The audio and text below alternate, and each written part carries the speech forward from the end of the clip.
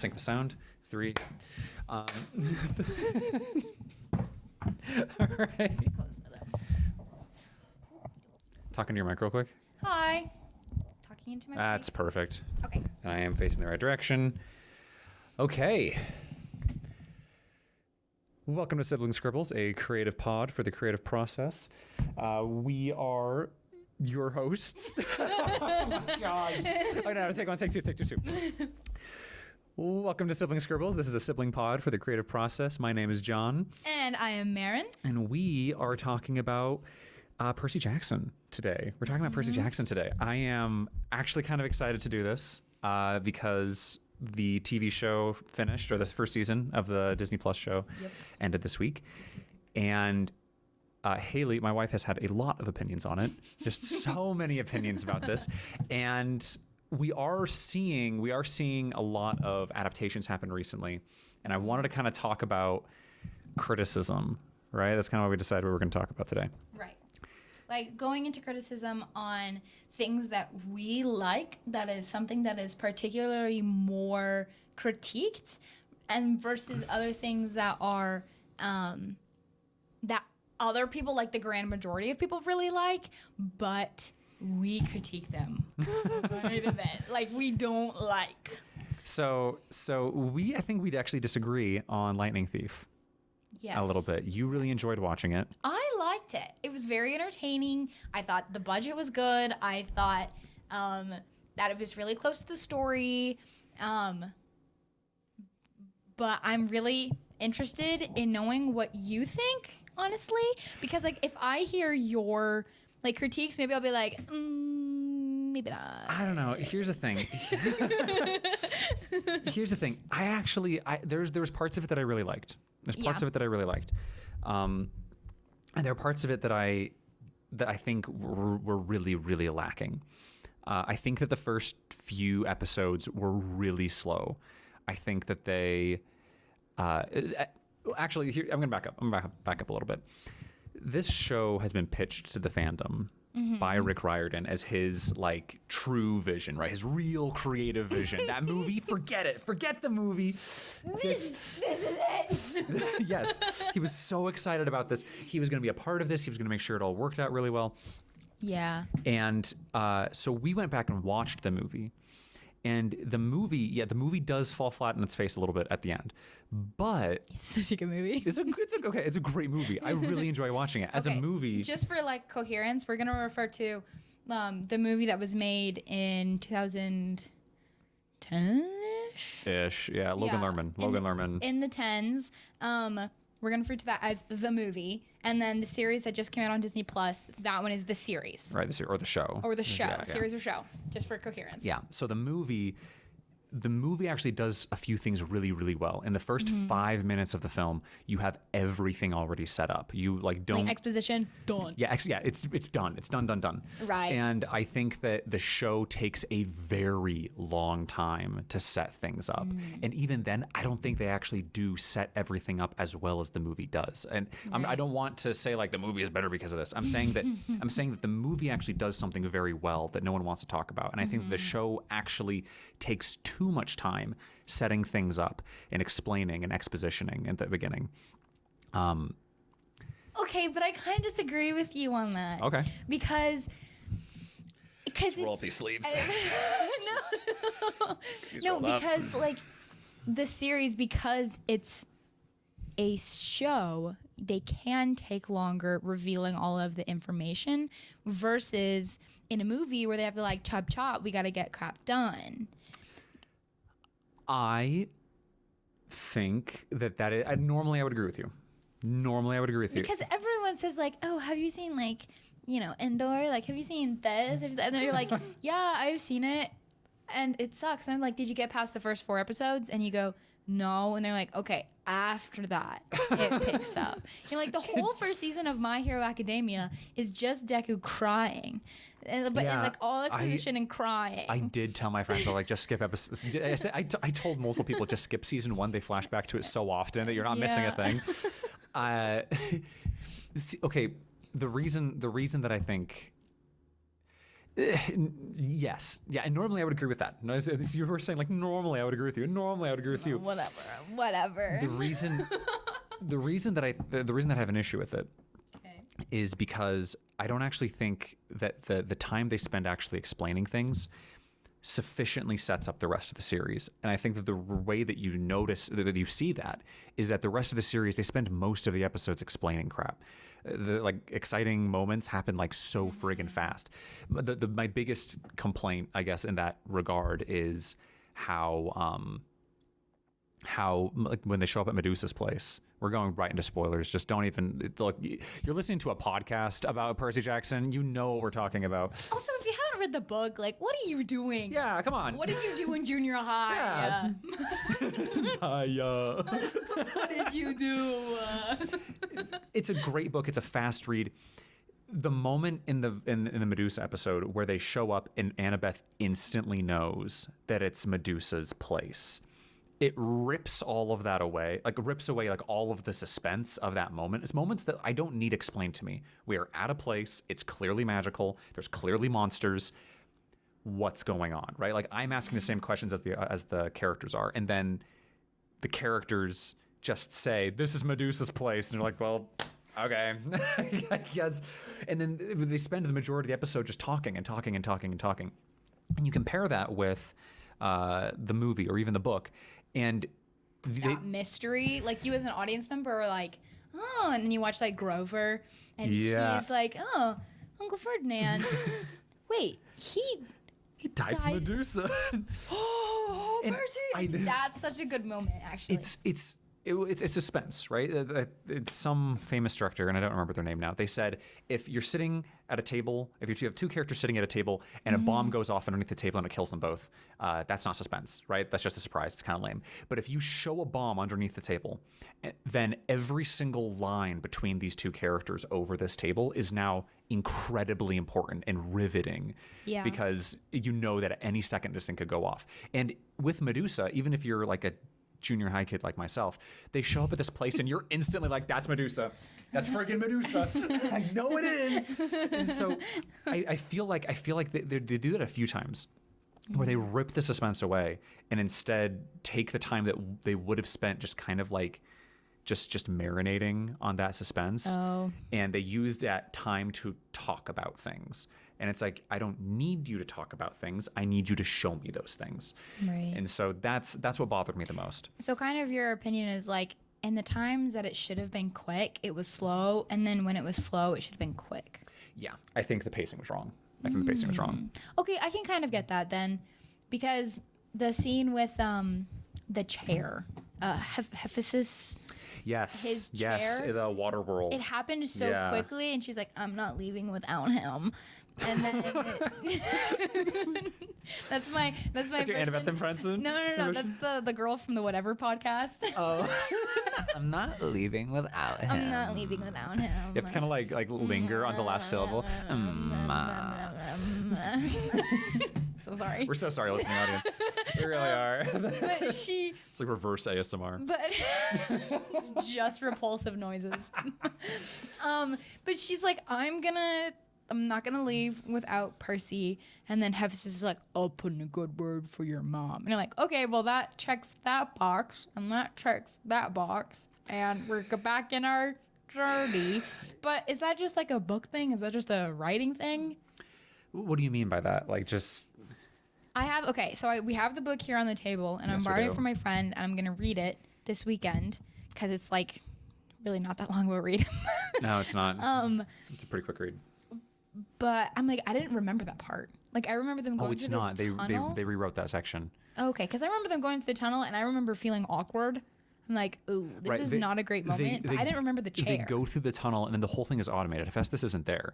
And so they show up at the tunnel, and then Hephaestus like springs all these traps, and his voice comes on, and he's like, what's up, Ares and Aphrodite? Oh, that's right. Psych, here's a ton of spiders. And Annabeth is like, oh my gosh. All right, because she doesn't like spiders. That's her thing. Just screaming into the mic. Sorry, listening audience. The difference, or the similarity between Harry Potter squad and like the Percy Jackson squad, like there's still that hate for spiders. Yes. There's the Venn diagram. Hate for spiders. One character hates spiders. Okay. Here's the thing, though. I kind of agree with you, though, about the fact that I did enjoy myself. A lot of the show, like Haley had the book out and would read along. Haley's such a fast reader that she can read the chapters just as fast as the episode is happening. And she'll be like, that didn't happen. That didn't happen. That didn't happen. And it's like, okay, that's cool, I guess. But she made a great point. Like she would say stuff like, they removed this section, they changed this, and that changes this thing in the future. And so they have to change that in the future. And the story did get changed a lot. And the reason that I think it got changed is I think it was directly because of criticism for the movie.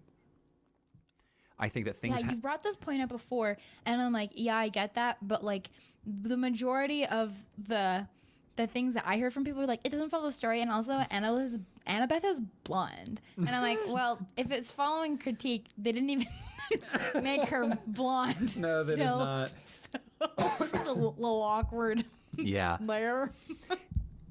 Okay. What I'm saying, what I think excuse me. Oh my goodness. I don't know. I got a dry throat.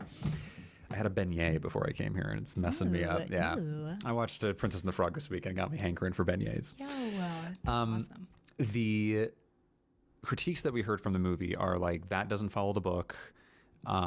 This character should be, blonde. They didn't have any blue candy. They didn't have like this or that, or the other. And a lot of those critiques were kind of surface level, right? Like they never went to the actual story wasn't about chasing after all the pearls, when the pearls are a very important part of the story. Or, we didn't have, this didn't happen at this moment. Or there's a Lady Gaga dance number at the casino. But that song is so good. It's Mom great. has never not liked that song from that movie. Oh, really? Little background. Percy Jackson and the Lightning Thief, the movie, is my mom's favorite movie. Are you serious? Yes. Besides Pride and Prejudice and Persuasion. Sure. I thought Crazy Rich Asians was her favorite. Crazy Rich Asians is definitely up there, but she has rewatched the Percy Jackson Lightning Thief movie so many times. I've never heard this one before. of her comfort movies. I've never heard that before. She loves it. And I mean, she probably read the books one time, maybe. Sure, yeah. But she thinks it's just so good. And she loves that number. That song is on her playlist. Okay, it works really, really well. It's good. It works so well. And I think that whole scene works really, really well. I love that scene in the movie because it is, first of all, we've been fighting monsters and having emotional moments or whatever. Right. You need that moment to pace out the movie. I really like it. Yeah. But in the show, Rick Riordan tweeted something along the lines of hey, I know it's okay to dislike bad movies, and we're not going to include some Lady Gaga dance number song in there. He trashed on the movie and then said, get ready, this casino episode is going to be effing insane. We're like, yes, let's do this. Really? Did he do that? He did, yeah. He wasn't insane. And then he turned off comments. Oh my gosh. He turned off comments because the casino episode is majority talking. They don't even, and I think I know why. I think it's because Disney didn't want to show kids having fun at a casino. Yeah. I mean, they didn't show any I've been to a casino. I've been to Vegas. It was a great time. I don't do any of the things there. I go for the desserts. Great yes, dessert places. Great yes, sir. magic shows. But the majority of casinos are slot machines. And I think the part in the movie where Percy, I'll call him Peter. Peter Jackson. Peter Jackson. And the Hobbit. When Percy, he walks up to that guy from the 70s, right? And he's like, wait, what year is this? And he's like, 1975, bro, or something, right? And yeah. That moment is cool because it's when you are in a casino, people look like that. They look wait. People cosplaying as themselves from the 70s? Yes. No, they look like they have just been staring into the abyss for all night. Really? Everyone looks dead inside of a casino. No one looks happy. That is not something I would have expected. I've never been to a casino. Yeah, because if you go, because we went to You went to the Venetian, right? No, we stayed in the Strat, and then we went to the Venetian, and we, went to Caesar's Palace, and we went to Vegas is so cool. It is so not PG rated, but it is so cool. But when every place you walk into, one, smells like smoke, and then two, everyone looks dead inside all the time, except for the people trying to sell you something. They look way too alive. Which in a way, like the whole Lotus Hotel, scene maybe is indirectly kind of a commentary on that. Not even indirectly, right? Like it is just saying that. Yeah, but like it is a kid's book. So they're not trying to tell them like casino bad, kicking monsters' butts good. They are telling but they are talking about like addiction. They're saying like, look, you can just get lost in this kind of stuff. Yeah, but like that's what people look like. Everyone looks like they spent their last $1 like 2 days ago, and they all look so sad. That's really depressing. And me and Thompson are like, if we didn't drink, we don't. I'm having a great time. Yeah. We're like, everyone here is stinky. And that is hilarious. Like you were like in the underworld. You're the only living people in the underworld. Yeah, actually, that's like a really good analogy to it. And we're like going through it, and we're like, look, let's go get Carlo's Bakery pizza or something, right? They had Carlo's Bakery stuff there? Yo, Carlo's Bakery, there's like 10 different restaurants there. He has like a pizza place. He has like a pizza and cake place. He has a burger I'm going joint. to Vegas next month. Thompson and I are going to Vegas next month to do a Spartan race. Yeah. We have to. Dude, there's so many Carlos. Carlos is so cool. Okay. I want to get back to criticism. Because I think we'll talk about food another day because I love food so much. We'll talk about Vegas. Look, when I go to Vegas, we'll come back. We'll talk about Vegas. Yeah. My point is that criticism was handled very poorly with the movie, right? The second movie is a mess because they tried to fix all the problems and then they couldn't, right? They didn't. Oh yes, the second movie. Right. It was a reaction to right. They dyed Annabeth's hair blonde and never brought it up. They brought Kronos into the show. They brought Clarice into the movie. Right. They did all of these things as a direct reaction because they were like, oh, fans want this, we'll give fans this. And now the TV show is kind of a reaction to that, saying, oh, fans didn't like that. Well, then we're going to do something entirely different. And then when fans have given them real criticisms about those things, they've gone dead silent. Ooh, interesting. Yeah, it has been the show finale this week, and there's been just radio silence. Nobody wants to talk about this, right? Yeah. Okay, I haven't seen the last episode, so I liked the last episode. I'm actually of the opinion the last episode is really good. I think that. Oh, okay. Yeah, I liked it. Cool. You're like, oh, the action. I love the timing. Yeah, the action is good. I think that they brought in a new writer just for that episode. This guy hasn't done very much, and he did a really, really good job. I think that he actually paid off on things that the rest of the show didn't even set up, and it felt good. And I was good job, guy. Yeah, good job, man. 2 thumbs up from the Sibling Scribbles. Yeah, 2 thumbs up. There we go. Okay, I can give one too, don't I? I was like, she's got 2 thumbs. I don't know. I don't need to give one. But we're about to see a live action Avatar: The Last Airbender come out as well. Also 8 episodes long. I don't want any to either, but this is the conversation as well, because this show also is making big changes from the original, because they're like, we want to make it more dark, we want to make it more serious. And it's like, okay, was a genocide in the first 3 episodes? Like, was that not serious enough for you? Yeah. No, they actually want to show it. They want to show the genocide. That's really important to them. So you look, as someone who just like sobbed to the Masters of Air yesterday, just in the 3rd episode, I couldn't even make it through. Oh man. My point is that criticism is hard to give and it's hard to take.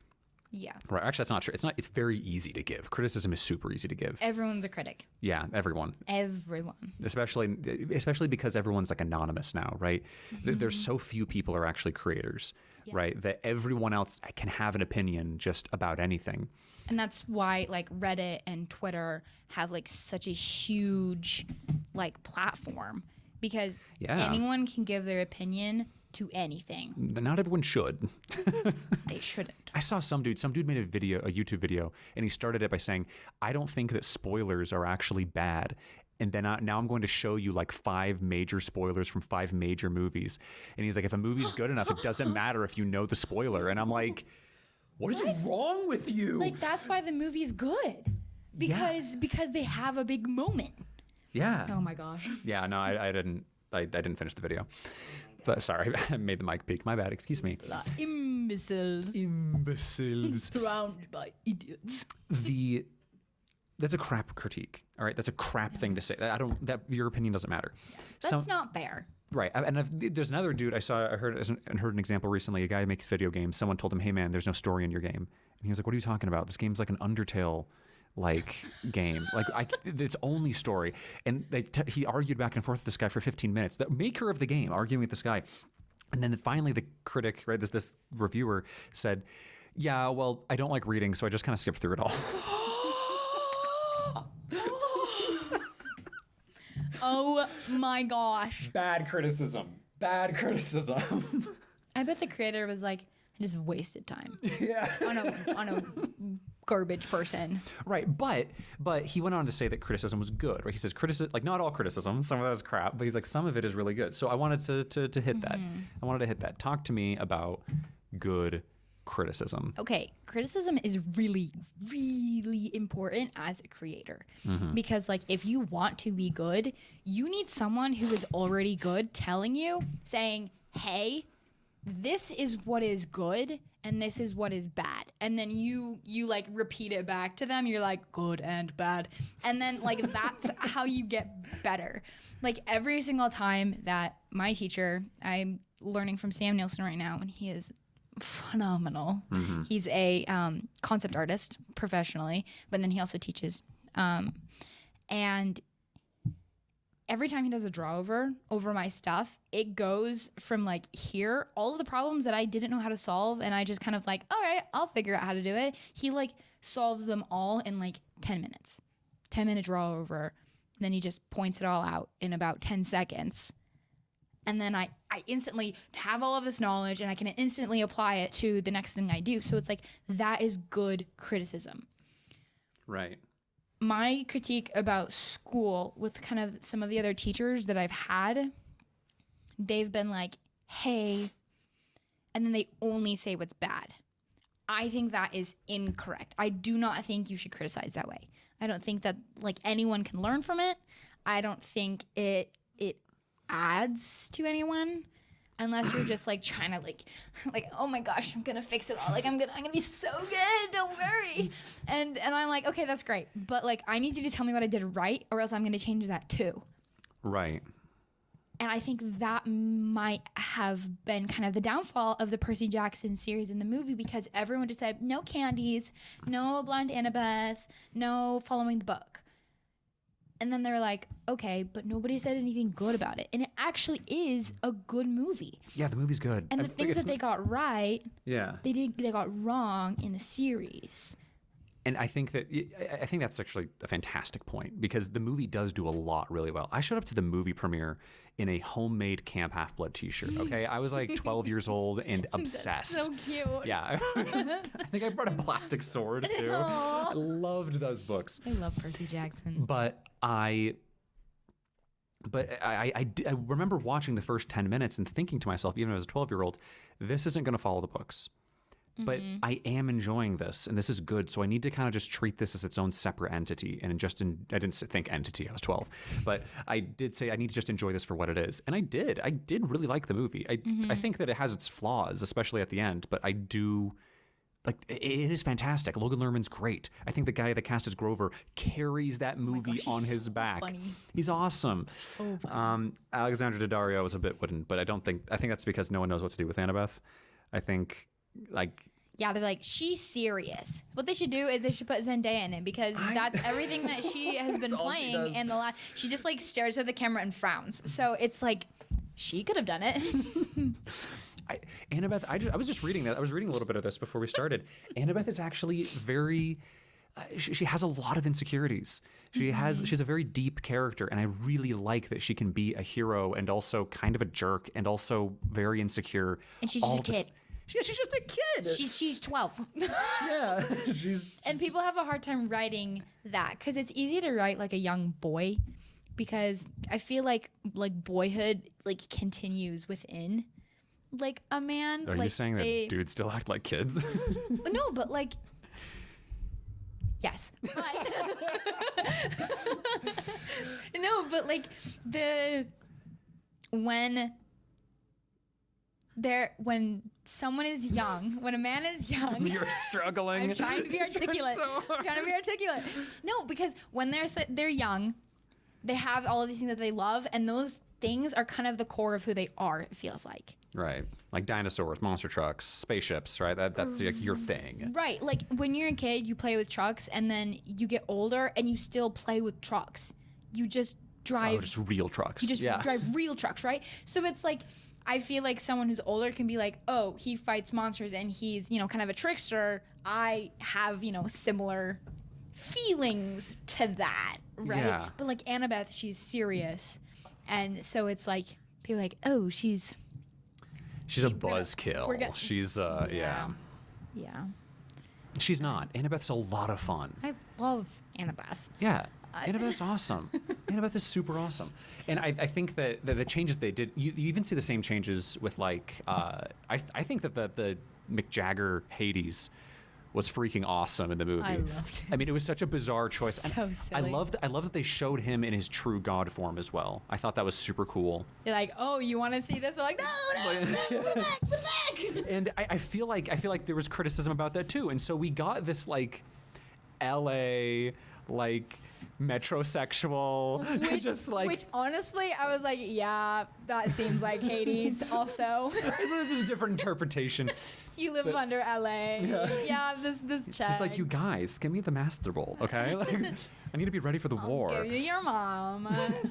You give me the master ball. but I feel like a lot of those choices were reactions once again, because no one said, actually, the Mick Jagger choice was kind of sick. All right, it was kind of an insane, like. It was a bold interpretation. Yeah, and I think that whether or not you agreed with it, it was still a bold I think it was a good interpretation. It worked in that story. Mm-hmm. So, what is? We both get feedback on stuff. I hate feedback. Sometimes I'm the one giving you feedback. Most of the time it's you giving me feedback. And I am so embarrassed about this because you'll draw something and I don't have like the vocabulary necessary to actually explain what exactly I want. So you'll send me a picture. Here, pull something up really quick. Pull up a Wrath. Nope, not that.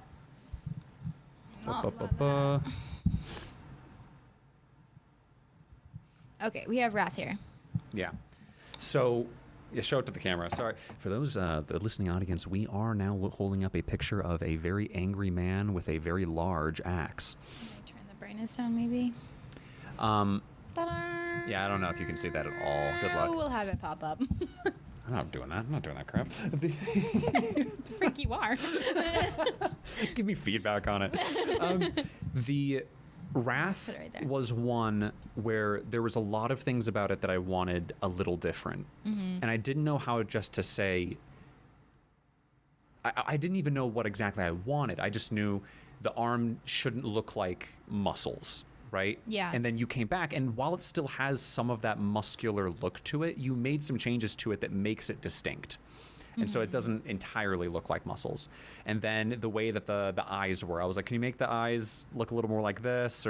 And I didn't know exactly what to say, and then you would fix it, and I'd go, oh, okay, sure, great. Right. But I didn't have when I didn't have the right words, the things I would say was, it needs to look more frustrated. Give me more frustrated. It's giving like miffed, and it needs to be giving like pissed. Right. Give me like rabies. Right. Give me a good rabies face. Can you give me rabies? Like as if I was an acting director. Right, I was giving. Give me like DMV at 3 a.m. Can you give me that? Can you give me DMV at 3 a.m.? Right now it's like 11 p.m. Like we right, need to no. push that. I need like you haven't eaten anything but like everything in the vending machine. Yeah. So I feel like the grand majority of people when they are online, they are saying like, there's no blue candies. And what they really mean to say is, the blue candies was a way to show the connection between Sally and Percy and like the love that their family has, even though they kind of have a broken family situation. And it was kind of a cool, unique thing, like, oh, they only eat the blue candies. Yeah. Right? But they don't say that. And so the doctor was like, okay, blue candy. and then they'll add things in, but they don't know why those things were so important to people. Right. In the movie they didn't include it at all. In the show, I actually rather liked what they did with the blue candy. They gave Percy a new scene where he like sacrifices his blue candy, not to his dad, but to his mom in a prayer. I think that actually worked really, really well. That was a good, like, that they understood that. They understood what the actual critique was. Yeah. And I think that people will have critiques like that, right? Well, they'll say like, that's not the books. Right.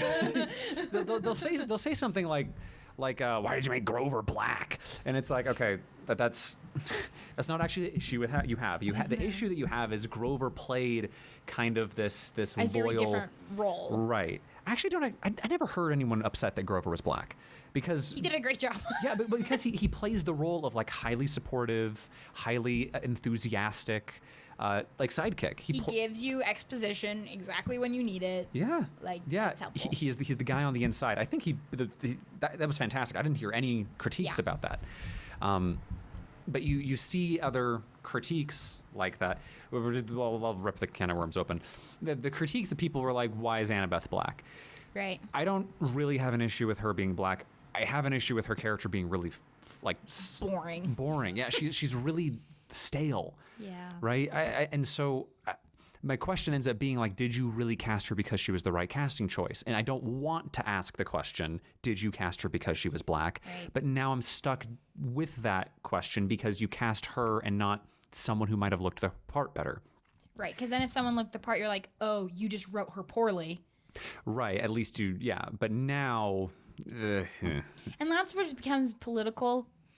Just because, not just to barely like just tap this and then just walk right out of it. Sure. But like with a lot of the DEI things recently, people are like, they could be completely like a person of color could be completely, fit for the job, completely qualified. Yeah, the guy who played Grover was awesome. They're really, really good. But then because there is such a push for that and because there are unqualified people in those positions, then you're like questioning everything. Right. And that's really annoying as a viewer. To right. Be put in that position. It pulls you out of this. It pulls you out of the actual product, right? And that's so sad. It's so unfortunate because I don't think that. Maybe she was poorly written, right? Like we can give her that. Maybe she was a good actress. She was sweet and she was cute, but like sure, but like the lines that she has are just not great. Yeah, and so I personally think that it was her. I don't know if I. Oh really? I think it was her. You can say her acting job is, you just didn't like it. Yeah, I think I've heard she's done other stuff and she's been really good in the other work. And so maybe she was just given a crap script. Maybe she was, because I wasn't a huge fan of the script they gave those kids. But I felt like Annabeth as a character was not as dynamic or as deep as she is in the book. She was better than the movie. She was better than the movie. L. Big L. Big L. But it was. You're right. That is because like political criticisms happen in stories as well, and it's a lot more these days too. Yeah, a ton. So much more. And it's not just there should be more diverse people. Sometimes it's a lot of like, why are there so many diverse people? It goes both ways, and it can affect a story to such a degree that it can pull you out of it. Right. And that's not good. That's not good. That's bad for the art. It's just kind of annoying too, because then when someone casts someone, you're just like, they might have done a great job. They could have been written so well, and someone would still be like, they're a diversity hire. And you're like, are they? I don't know. Because I wasn't behind the desk making that decision. Right. And just that is so stupid. Yeah, it is. So stupid. It is. I dislike criticisms, and I dislike the creative decisions that are not actually about the art. Yeah. Because Walker Scobell was cast, and he does not have black hair, and they just never bring it up, right? So instead, they cast a Poseidon with the same color hair as him, or a similar color hair as him. Right. And Haley complained about him not having black hair for like 2 minutes, and then she saw him act, and she was like, okay, never mind, he's perfect. And yeah, I was kind of bummed because I was like, because, Percy Jackson has black hair and green eyes, and that's kind of like such a striking look or blue eyes, something like that. Yeah, black hair, blue eyes. And it's green. It's green. Sorry, go ahead. It's so striking, and you like that in a main character. And so for him to be a little bit softer, you're like, aw, boo. Yeah. But he did do a good job. He did a great job. He did a really good job. So did Grover. Grover did a great job too. Oh, I loved him. He was so just cute. Yeah, he was. He was really sweet. He was so really, really he was sweet. Like the kind of best friend that you want. He knows everything, and he's just trying to help everyone to be friends. I liked that. I really did like him. Well, see, that's the thing. We didn't even bring up the fact that Grover's not a redhead, right? Yeah. Well, okay. This is interesting. So we just learned about this in character design recently, or last semester, and when you are deciding how a side character looks, it feels like side characters are always switched out. They can be any race, they can be anything, because they're a side character. Mm-hmm. But then people are more upset when a main character or a love interest isn't the same. So like Adventures with Superman. yes, Adventures with Superman has just Superman, like white Superman, and then they changed Jimmy Olsen. No one batted an eye. Jimmy Olsen has been everything. He's been everything. He's been everything except for like a woman. Yeah. They could. Exactly. They could. But the moment they changed Lois Lane, first of all, I do think that Lois Lane is a bit obnoxious, but maybe that is because they changed her. Maybe that actually no. I haven't seen it yet. I find Lois Lane obnoxious in everything. Never mind. I just don't like Lois Lane. Okay, because I'm coming to realizations. Because I talked with oh my gosh, Wyatt. I forgot his first name. Art man. Jack. Dang it. You're burning airtime. That is so obnoxious. Wyatt is his last name. He's the director, and me and some of my friends, we met with him and we talked with him. He gave us a tour through the studio. Oh, right. You told me about this guy. Jake Wyatt. Jake Wyatt. Yeah, he had worked on Superman. He is the executive producer of it. Yeah. And he pitched us the finale for season 2, and he like showed us boards and stuff. Like, no kidding. No spoilers here. Yeah, no, I haven't seen the show yet, but like, oh my gosh, just hearing him pitch it was phenomenal. He did do a great job with Superman. The decisions he had to make behind the scenes were like really intense. Yeah, look, low power Superman is a really interesting story character, and I think that he did a fantastic job with Superman. I love his Superman. Lois Lane, you know what? Lois Lane functions narratively. I just have an issue with reporters. She's your Katara. She's my Katara. I hate Katara. Katara's great. She's a great character. I just don't like her. You just would not vibe. We wouldn't be friends. No. Okay. Lois Lane functions very well in the story. She's a fantastic. What's it called? A fantastic foil to Superman. I can't say like the decisions that they decided not to go with, but like the one thing I can share is that he was like, every time we submit boards and the boards aren't up to par, he's like, I just tell everyone to make them hot. Like, he's like, just keep like they have to be so hot. Everyone needs to be hot. Like, all of the main characters, all of the side characters, all of the villains, everyone's hot. And he's not hot enough. And I'm like, I'm gonna have to cut that out. That is just so glorious. Maybe everyone should have a little bit of perspective like Jake Wyatt. Just make everyone hot. Just make everyone hot. Everyone's a model. They did that in Hades, the video game Hades, which I 100%ed yes. it. They made all the Greek gods super hot. And at first I was like, why is this game so thirsty? And then I was like, this is Greek mythology. It's a very thirsty genre. Tis. That's a fantastic. That's yes. Yeah. I feel like if we just have that critique in everything, just keep making them hotter. It's like the crazy hot metrics. Hot crazy matrix. Yeah. It's like acting and hotness. So it's like, how good are they at acting? Like, if like the less hot they are, the better they are at acting. But like the more hot they are, the more hot, No. like the less good. Steve Buscemi proves that correct. That man's amazing. That man can get it. But also he's a fantastic actor. Maybe it's something like that. So you have to like find the point where like someone is like hot enough. Everyone knows. And then like super good at acting. Everyone knows that hot people just get handed crap, right? And so like hot people don't need to be amazing at acting. They can just be hot. So when someone is hot and great at acting, like Scarlett Johansson in Jojo Rabbit. My gosh. Good. She's incredible. I mean, Christian Bale in anything he does. Yeah. Like, God, I love Christian Bale. You have those people who are just like... It all started at Newsies. He's never been the same. That dude's amazing. Christian Bale. Anyway, this is not a Christian Bale fan podcast. This is Sibling Scribbles. Okay, so what's a good way to give feedback? Let's call it that. I don't even want to call it criticism anymore, because criticism kind of implies like a condemnation. Yeah, that's a good point. That's a good point. It kind of implies that something is so wrong that it needs to be just like ripped apart. So how do you give good feedback? Like constructive feedback. Yeah. I want to turn the question actually onto you, because I answered the last one. Oh, okay.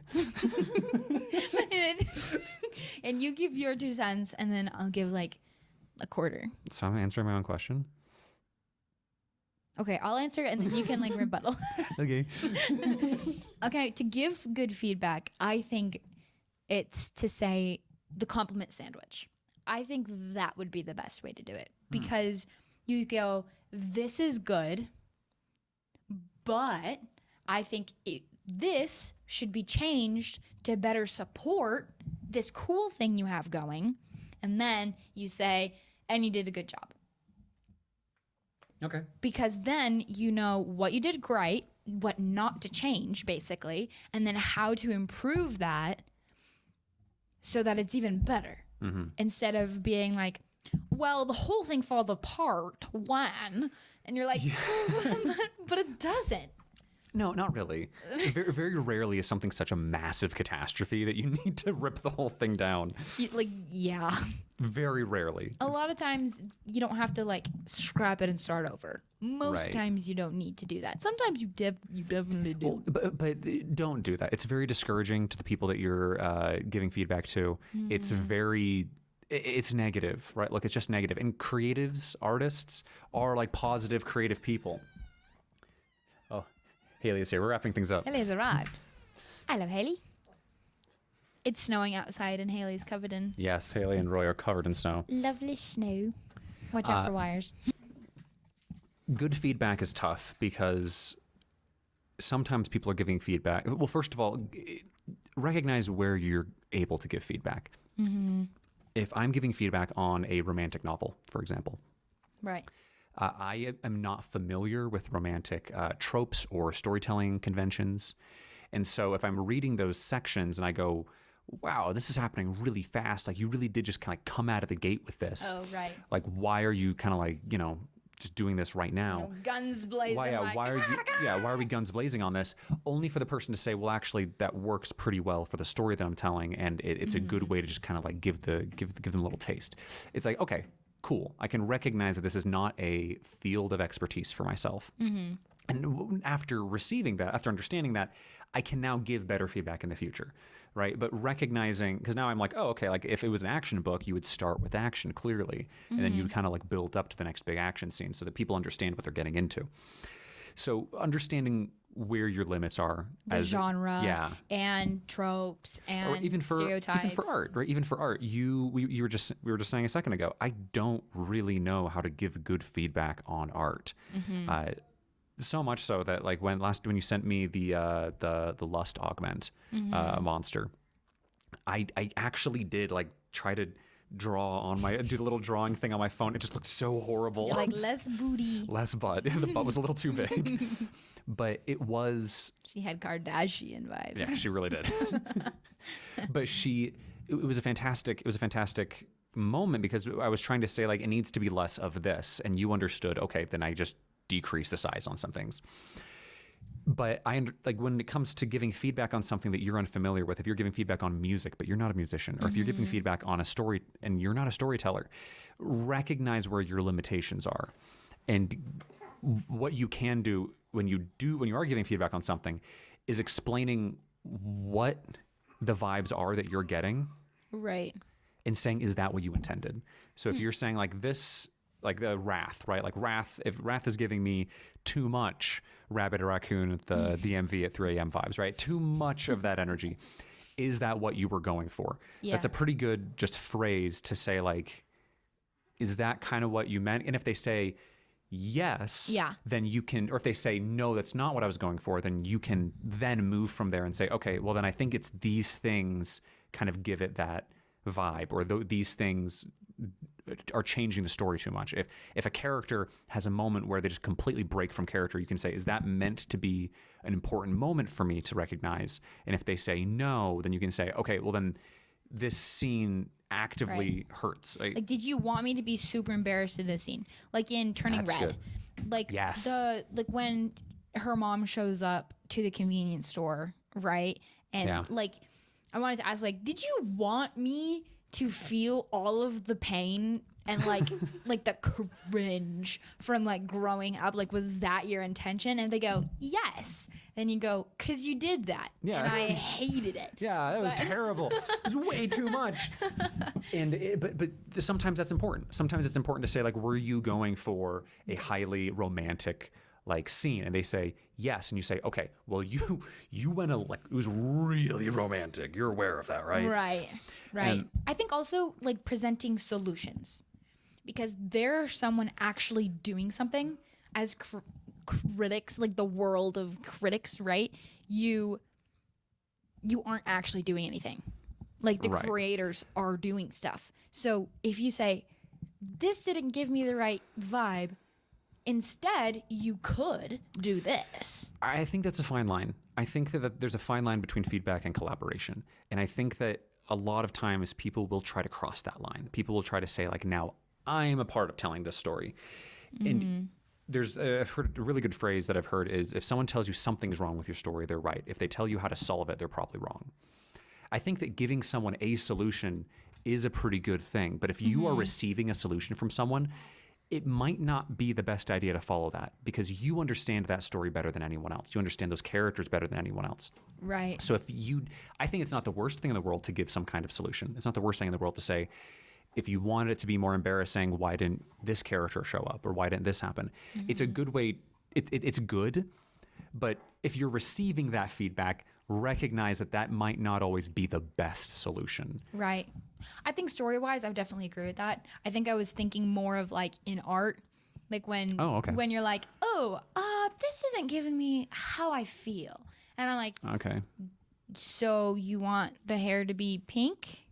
So you want it to be a boy? Wow, there's a real difference between these genres.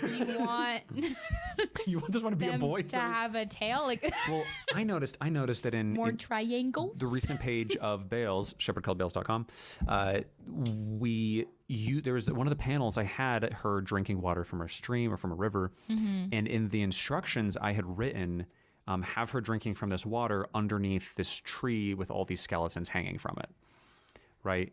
That in the instructions, I was like, have her like underneath essentially like a cherry blossom tree with these like dead bodies hanging from this tree. I don't think you put dead bodies. I just heard the cherry blossoms. Oh, really? Like she's sitting under a cherry blossom tree like a samurai, and I'm like cleaning her gun, and I'm like, she can't be cleaning her gun. She's looking for Bluey. And that's fair. That's fair. I wanted a few just kind of glamour shots in there, but I think what you did come up with actually was right for that moment, right? So I didn't give any feedback on that. I did like it. But if I was going to give that feedback, I wouldn't say she needs to feel more like a lonely traveler. Like, no, it's art. Right? You need to say, put a tree, put her sitting underneath it, have her cleaning your gun. But I guess that's right, because that is more collaborative, because we are making this. We are collaborating this under your direction. Oh, I see. So I guess I see what you're saying. That's still a collaboration. Right. So but if you're getting feedback just to like make art better, then yeah. Because if I was looking at, I saw the fairy drawing that you were doing for February Fairy. I saw that one. If I was saying like, I feel like she needs more wings, right? Like, More wings. Or if I said something like, there's too much brown in her outfit, you would say like, no, there's just enough brown in her outfit. She's a warrior fairy. Like, F off, you know? But once again, that's the difference between us collaborating on a project. What we just gave you we just gave a perfect example of the difference between collaboration and feedback. That was good. That one's free. That one's on us. That was good. So, yeah. I think the most important thing is not to take feedback too harshly. Mm-hmm. You can let it hurt for a little bit, but don't take it to heart too much. Right? A creation that you've made is not actually you. If someone's critiquing your creation, they're not actually saying you're a bad person. They're saying this is how this can improve. I've talked to some animators, like some of my friends, and like after feedback, you know, like a couple of days later, like you're chatting with someone, they're like, oh yeah, so how did feedback go in that class? And we're like, yeah, good. I just went to the bathroom afterward, had a good cry, and you know, they went back to class. They're like, oh my gosh, I did the same thing, and for this class, and you're like, oh gosh, what are we doing? Jeez. But sometimes that is all you need. You just get it out because you're really attached to your art. Mm-hmm. I think that's something in like a creator's side that's really hard. Absolutely. Because when you make something, you're like, I am that thing that I made. Yeah. And you're not. Right. It's something you do, not something you are. Right. Because art is an expression. It would be as if I would say writing too. Absolutely. Yeah. It's all an expression. When someone critiques that expression, it would be like if you were having an argument with someone and you said, look, I'm just feeling really hurt. And they're like, good, love it. I'm not really getting hurt vibes. Gosh dang it. I'm not really getting hurt. I'm getting like possum. I'm getting little rodents. No more rodents. Give me hurt. It's like, kill you. Yeah, right. Like it does hurt, but you do need to be able to draw that line. We've talked about this before. Being able to disconnect yourself a little bit, and especially with feedback, being able to kind of rip yourself away and say, "Yes, I'm in love with that thing that I made." But also, I'm not going to let me being in love with this thing stop me from improving it. It's kill your darlings. Kill your darlings. Kill your darlings. Which we should talk about another time because that's a whole episode. Such a good. That's a whole episode. Yeah. Yeah. That's fantastic. Yeah, I love that idea. Yeah. Because it is like you need to be able to just say, okay, I am humble enough to recognize where I've made mistakes, and I'm good enough to come up with a better solution and to make something even better. Right. And to like be brave enough to stand up and say, no, actually, this is what I want to keep. Yeah. And I'm going to let these other things that I was emphasizing, I'm going to let those fade because this is most important to me, even if the person's like, that's what I didn't like. Kill some of your darlings. Yeah. Not all of them. Not all of them. Thompson, you're staying around. Yeah. Congratulations, Thompson. You're the winner. 2 thumbs up from Sibling Scribbles. When did we start doing this 2 thumbs up thing? Just now. You hold up 1 thumb, and then I'm like, when is she going to hold up the second one? Well, 4 thumbs up means it's super Oh, it's all of us, good, but 2 thumbs up. 2. Okay, that's good. I get it. You can find Sibling Scribbles. You can find Sibling Scribbles on TikTok, Twitter, X. YouTube. What? X. It's not called Twitter. It's Twitter, okay? It's Twitter. Look, when Elon Musk inevitably is killed by the hordes of robots that he's built, we will. We'll go back to calling it Twitter. Oh, that'd be so cool. Find us on Twitter, Instagram, YouTube. Find us on shepherdcalledbales.com, where we have our webcomic, Shepherd Called Bales. And thank you so much for watching. We really appreciate y'all. Have a great day and keep creating.